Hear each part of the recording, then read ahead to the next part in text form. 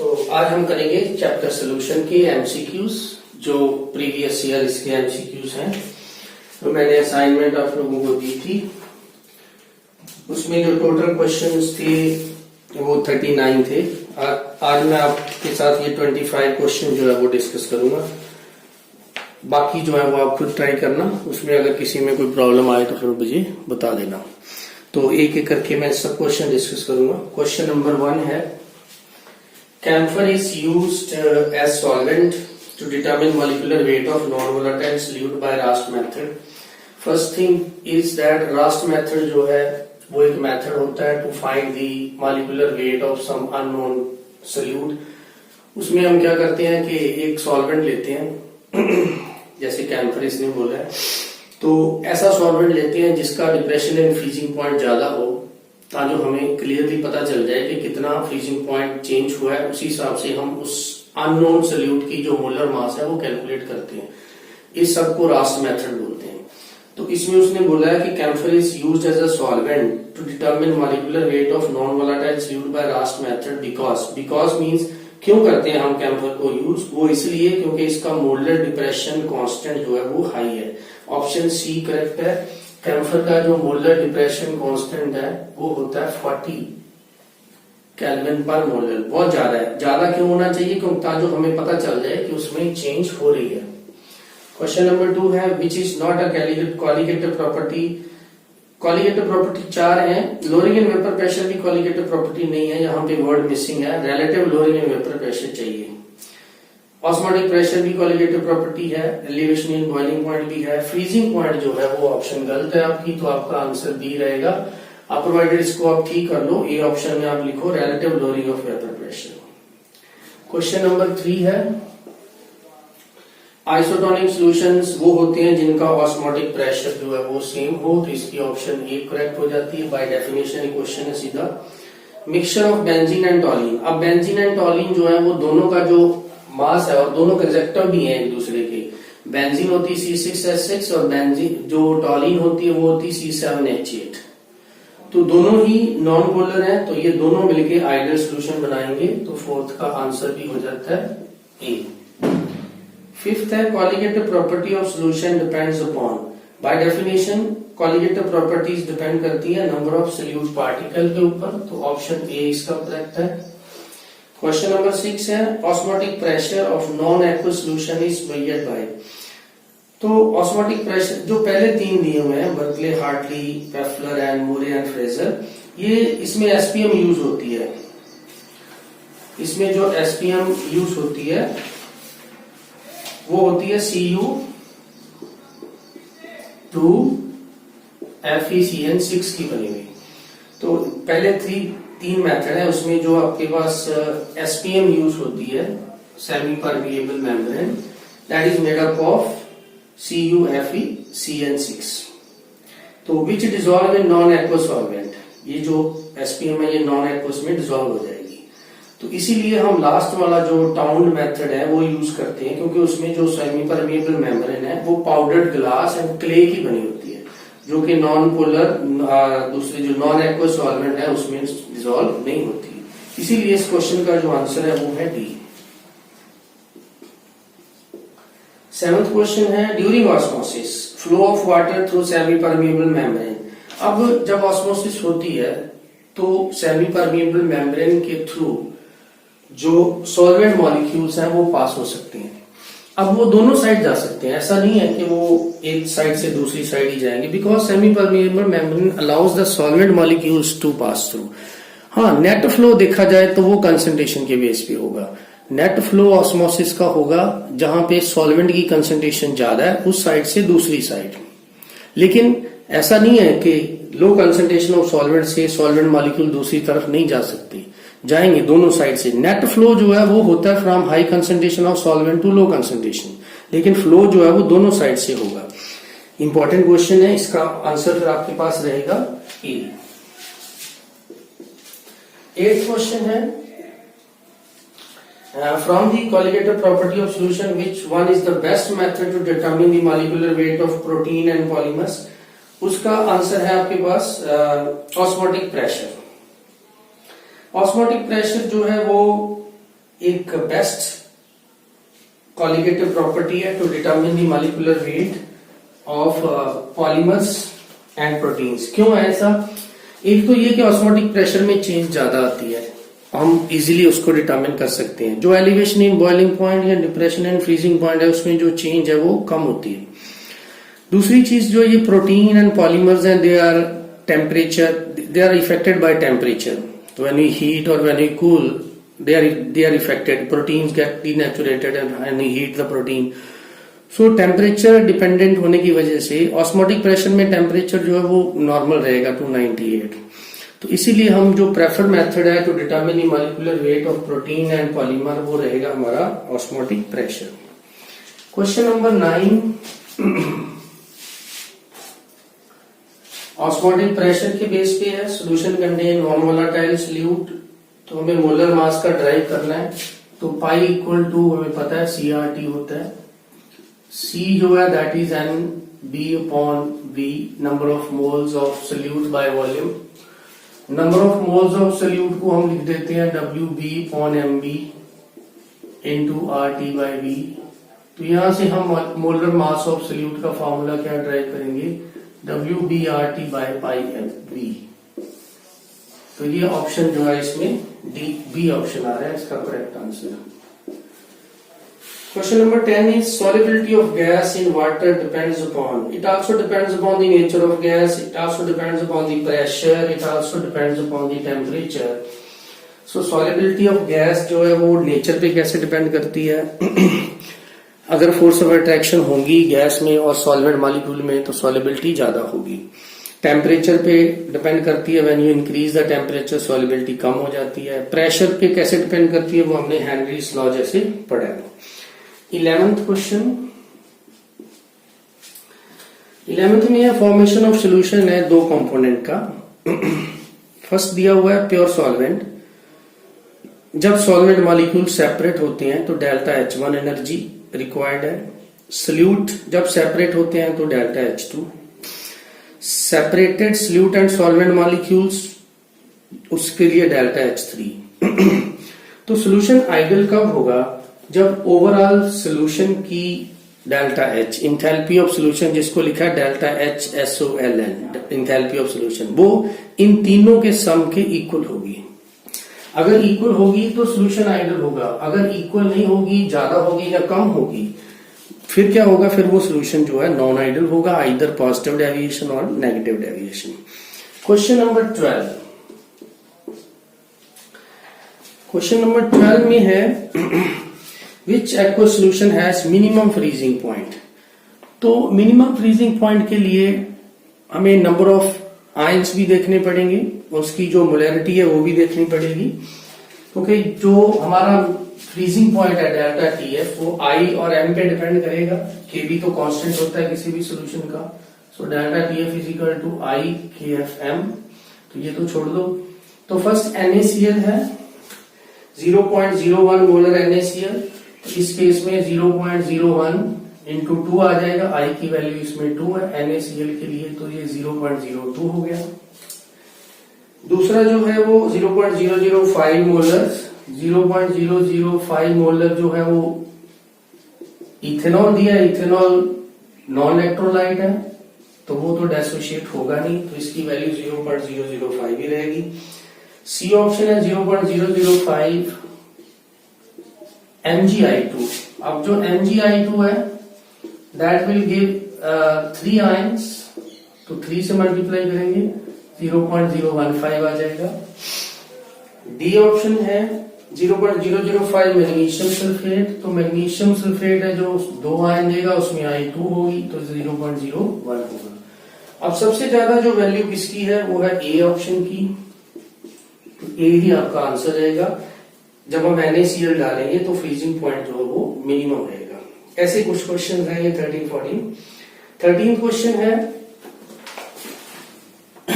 इसमें freezing point और boiling point के इस टाइप के क्वेश्चन एग्जाम में पूछते हैं, तो हमें आई को भी कंसीडर करना होता है। 13th क्वेश्चन है इसमें, विच सोल्यूशन विल हैव हाईएस्ट। अब हाईएस्ट में देखेंगे 1% ग्लूकोज, ग्लूकोज नॉन इलेक्ट्रोलाइट है। 1% सुक्रोज, वो भी नॉन इलेक्ट्रोलाइट है। 1% NaCl in water, NaCl in water जो है वो इलेक्ट्रोलाइट है, डेसोशिएट होगा, 2 आयंस देगा। और लास्ट ऑप्शन है डी, 1% CaCl2। तो इस केस में ऑप्शन डी जो है इसका करेक्ट आंसर रहेगा, बिकॉज CaCl2 की आई की वैल्यू जो है वो 3 होगी।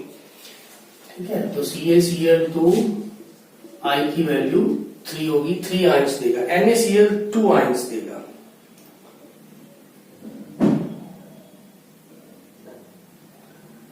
Next is 14।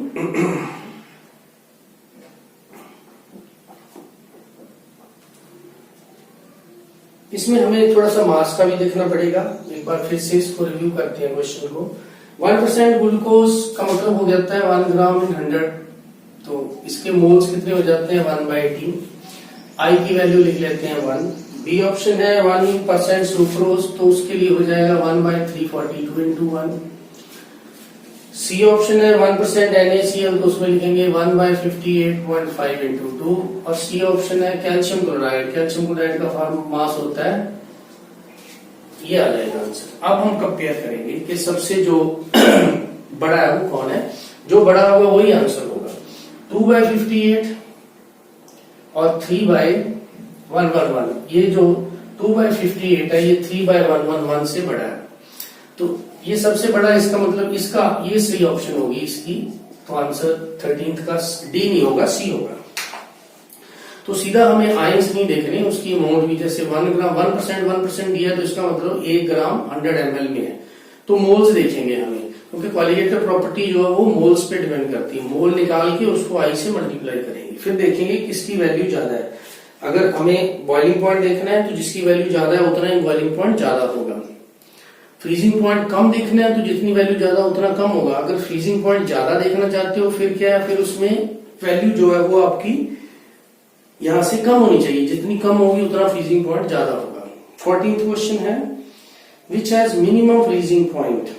अब इस केस में इसका भी आंसर सी रहेगा 14th का।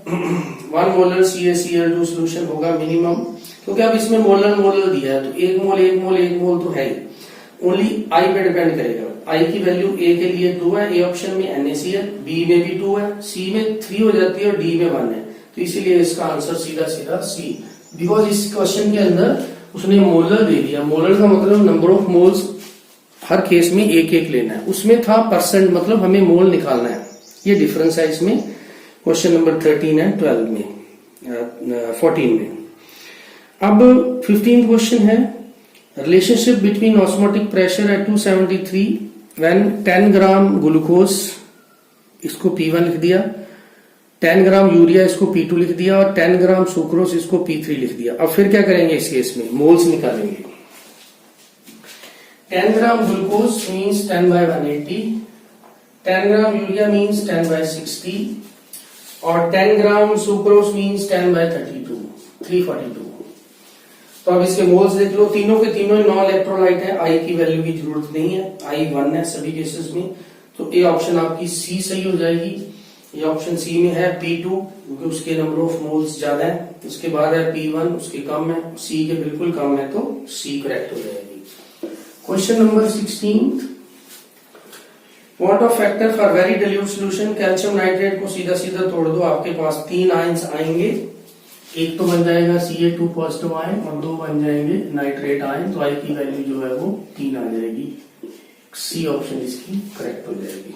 क्वेश्चन नंबर 17 है lowering in vapour pressure is highest for. अब लोअरिंग इन वेपर प्रेशर किसमें होगा, जिसमें नंबर ऑफ मोल्स ज्यादा ऐड हो गए। अब सभी में क्या क्या दिया है, फर्स्ट ऑप्शन में दिया 0.2 molar urea means 1, 0.1 molar glucose means 1 क्या लगा रहा हूं, आई की वैल्यू इंटू 2, और इसमें आ जाएगा 0.1 इंटू 3, तो सबसे ज्यादा ये हो गया, तो ऑप्शन डी इसका आंसर। क्वेश्चन नंबर 18 है एज़ोट्रोप मिक्सचर। तो ये आपको कुछ याद रखने पड़ेंगे। 20.4% ये पर्टिकुलर मिक्सचर होता है जिस मिक्सचर पे एज़ोट्रोप जो है वो बनता है। जिस कंपोजिशन पे एजियोट्रॉप बनता है। 19th है which of the following will have highest boiling point at 188 atm। अब भी सब में मोल दिया हुआ, सीधा क्वेश्चन है। 0.1 दिया सब में। फर्स्ट केस में I2, बी ऑप्शन में I1, सी ऑप्शन में I3, डी ऑप्शन में I1। तो ऑप्शन सी जो है इसका आंसर, सिर्फ I पे डिपेंड करेगा। ए ऑप्शन में I2 है, NaCl दिया है। बी ऑप्शन में I की वैल्यू 1 है क्योंकि उसमें सुक्रोस है। सी ऑप्शन में I की वैल्यू 3 है क्योंकि वो टूटेगा बेरियम क्लोराइड। और डी ऑप्शन में भी I की वैल्यू जो 1 है, तो आंसर आपका आ जाता है C. Question number 20, an aqueous solution of 1 molar Ki, which change will cause the vapor pressure of solution to increase। जब आप किसी प्योर सॉल्वेंट में सोल्यूशन कोई इलेक्ट्रोलाइट्स सल्यूट डालते हो तो उसका वेपर प्रेशर कम हो जाता है। अब वो कहता है कि which change will cause the vapour pressure of solution to increase. Vapour pressure of solution तभी इंक्रीज होगा अगर उसमें सॉल्वेंट की मोल फ्रैक्शन बढ़ेगी। और सॉल्वेंट की मोल फ्रैक्शन बढ़ने का मतलब क्या हुआ कि उसमें आप और ज्यादा वाटर ऐड कर दो तो आपका सोल्यूशन का जो वेपर प्रेशर है वो भी बढ़ जाएगा, क्योंकि वाटर ऐड करने से क्या होगा, सॉल्वेंट का मोल फ्रैक्शन जो है वो बढ़ जाएगा। 21 what of factor for compound dissociation और एसोसिएशन के लिए। डेसोसिएशन में क्या होता है, नंबर ऑफ पार्टिकल्स वो हो जाते हैं डेसोसिएशन में टूट जाएगा तो नंबर ऑफ पार्टिकल्स हो जाएंगे इंक्रीज। एसोसिएशन में दो पार्टिकल आपस में जुड़ जाएंगे, नंबर ऑफ पार्टिकल्स हो जाएंगे डिक्रीज। आई क्या होता है, number of particles after dissociation और association divide by number of particles before dissociation और एसोसिएशन। ये आई है number of particle after dissociation और association divide by number of particle before dissociation. तो किस केस में अब डेसोसिएशन हो रही है तो नंबर ऑफ पार्टिकल बढ़ गए, तो मतलब इसमें आपकी आंसर क्या हो जाएगी, आई ग्रेटर होगी डेसोसिएशन के लिए और लेस देन 1 होगी एसोसिएशन के लिए, तो डी ऑप्शन आंसर बन रहा है। 22 N aqueous solution has 1:4 moles। इसमें हम क्या करेंगे, पहले पेंटेन और हेक्सेन दो दे दिए, vapour pressure of pure hydrocarbon भी दे दिया 440 पेंटेन का, 120 है हेक्सेन का। तो मोल फ्रैक्शन पेंटेन का निकालना है इन वेपर फेस। तो उसके लिए क्या करना पड़ेगा हमें, पहले हम निकाल लेंगे इसका टोटल प्रेशर कितना बन रहा है। उसके लिए हम क्या करेंगे, P इक्वल टू दोनों का mole fraction, pressure of this pentane, pressure of C5H12 into mole fraction of C5H12, pentane की बात कर रहे हैं, प्लस प्रेशर ऑफ प्योर का। दूसरा है इसमें पेंटेन के अलावा hexane, C6H14 into mole fraction of C6H14। तो ये वैल्यूज आपको दे रखी है। प्योर का प्रेशर जो है C5H12 का दिया हुआ है आपको 440, मोल फ्रैक्शन रेशो 1:4 है तो इसका 1/5 आ जाएगा, उसका जो है वो 4/5 आ जाएगा, उसका प्रेशर दिया है 120, 4/5। तो जब कैलकुलेट करोगे तो ये वैल्यू आपके पास आ जाएगी 184। तो ये हो जाता है आपका टोटल प्रेशर। अब हमें निकालना है मोल फ्रैक्शन Y किसका, C5H12 का वेपर फेस में। तो वेपर फेस में निकालने के लिए हम क्या करेंगे, सीधा टोटल प्रेशर को डिवाइड कर देंगे उसके प्रेशर से, मतलब टोटल प्रेशर है 184 और इसका प्रेशर ये हो जाएगा हमारा 440 इंटू 1/5। तो इसको कैलकुलेट करोगे तो आपका आंसर 0.478 है जो वो आ जाएगा। ये क्वेश्चन है जिसमें ये यूज हुआ है vapour pressure in the vapour state. Vapour state में जब भी हम वेपर प्रेशर निकालते हैं उसको YA भी लिखते थे, C5H12 में लिखेंगे यहाँ पे टोटल प्रेशर, यहाँ पे PC5 H12 उसका पार्शियल प्रेशर। तो ये पूरे का पूरा क्या है actually partial pressure of pentane, ये नीचे आ जाएगा। ये था क्वेश्चन नंबर 22। नेक्स्ट मूव करते हैं क्वेश्चन नंबर 23 पे। तो 23 क्वेश्चन है 0.5 molar aqueous solution of weak acid HX is 20% ionized, alpha 0.2 concentration molality 0.5 KF 1.86। निकालना क्या है लोअरिंग इन फ्रीजिंग पॉइंट। तो सीधा क्या करेंगे फार्मूला लगा दो डेल्टा टी एफ का I इंटू 0.5 इंटू 1.86। तो इसमें आई की जरूरत नहीं है 0.5 इंटू 1.2 सॉरी आई हमें निकालनी पड़ेगी यहां से। आई का फॉर्मूला क्या होता है I is equal to 1 plus n-1 alpha. यहाँ आई हम लिखेंगे अभी 0.5 तो आपका हो जाता है एम मोलैरिटी आई की वैल्यू। तो HX दो आइंस बनेंगे तो 1 प्लस 2 माइनस 1 एल्फा है 0.2। तो ये हो जाएगा 1 प्लस 1, इसको मल्टीप्लाई करोगे 2 से तो ये हो जाएगा 0.2, तो ये आ जाएगा 1.2। तो यहाँ पे आ जाएगा आपका 1.2। This is molarity, this is your i और दिस इज योर KF। तो ये फार्मूला तो वही है delta TF is equal to I KF M। इसी में वैल्यू पुट कर दी तो आपका आंसर जो है इसका इस क्वेश्चन का आंसर वो आ जाएगा C 1.12। ओके, क्वेश्चन नंबर 24 पे आ जाए।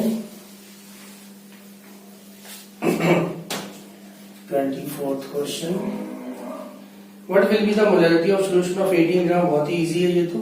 18 ग्राम ग्लूकोज है, 500 ग्राम वाटर, मोलैरिटी निकालनी है। तो 18 by 180 1000 by mass of solvent दिया है इसमें 500 ग्राम।